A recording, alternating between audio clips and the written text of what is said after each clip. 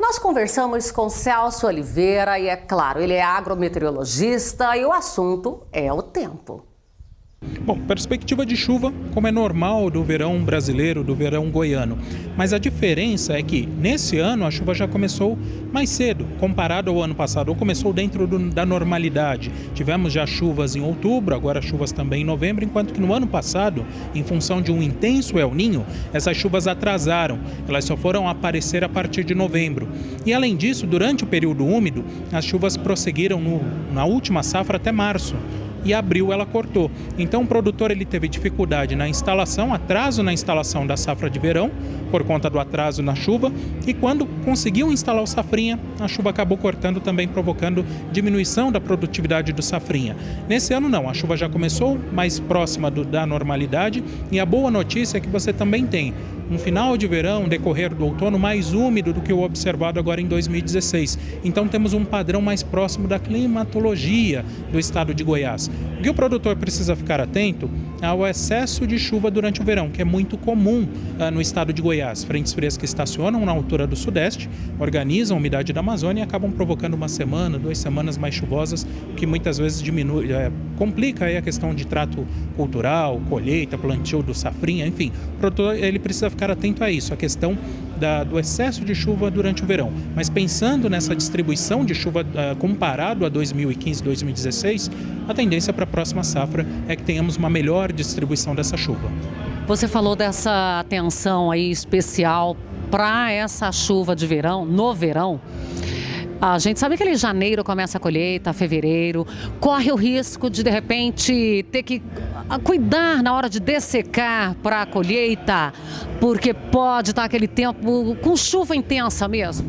Pode, precisa ficar atento às previsões do tempo, ficar atento realmente porque esse ano, anos de laninha, onde a gente vive agora, mesmo que seja um fenômeno laninha fraco, é comum frentes frias estacionarem justamente no sudeste e organizarem o que o produtor chama de invernada, ou seja, dias fechados, chuvosos, a temperatura mais baixa. No ano passado isso já aconteceu, na última safra já aconteceu, mas em anos de laninha essa chance aumenta ainda mais. Então é importante realmente ficar atento à previsão. Temperatura, que nós tivemos aí um histórico de 2, 3 anos, de que em algumas situações, em algumas janelas, os climatologistas informavam assim que o índice pluviométrico nem foi inferior, mas a temperatura foi tão mais alta que dava essa sensação de que a chuva era insuficiente. Como é a perspectiva da temperatura? Menor, menos calor agora nesse ano comparado aos anos anteriores, basicamente por causa do Oceano Pacífico. Nos últimos anos, o Oceano Pacífico ficou mais quente do que o normal. E um oceano mais quente, imagina, 3/4 do globo são cobertos por água e o Oceano Pacífico cobre quase metade do globo. Então, qualquer mudança da temperatura desse oceano muda a temperatura do ar no globo inteiro. E aqui no Brasil não é diferente. Em anos de El Niño, com aquecimento do Pacífico, a temperatura ficou mais elevada do que a média.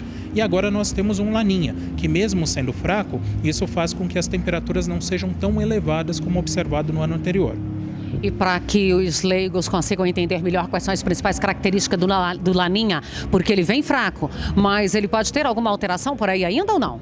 Não acreditamos. Na verdade, até há uma expectativa desse Laninha voltar a ser neutro, vamos dizer assim, ele acabar durante o verão. Isso porque ele é tão fraco mesmo, porque é tão fraco que acaba justamente o resfriamento do Pacífico não é suficiente para você chamar o fenômeno de Laninha. Então podemos voltar por uma neutralidade. Porém, o produtor ele pode ficar despreocupado, porque o padrão climático não muda. Nós tivemos justamente as chuvas começando mais cedo esse ano, prosseguindo mais até o final, devem prosseguir até o final da safra, início do outono. Esse padrão ele não deve ter alterações. A grande questão aí, eu até falo para os produtores o seguinte, que não existe o rótulo Laninha, neutralidade, não muda muito o padrão climático, porque nós tivemos um El Niño tão intenso na última safra que ele sim modulou demais, ele forçou a chuva no centro e sul do Brasil e fez com que o período úmido aqui fosse muito curto. Esse ano, seja com Laninha fraca ou seja com neutralidade, as frentes frias elas passam mais livremente pelo Brasil, elas não ficam presas na região sul. Então, independentemente do rótulo, do nome do fenômeno, nós temos então chuvas mais bem distribuídas durante o período úmido.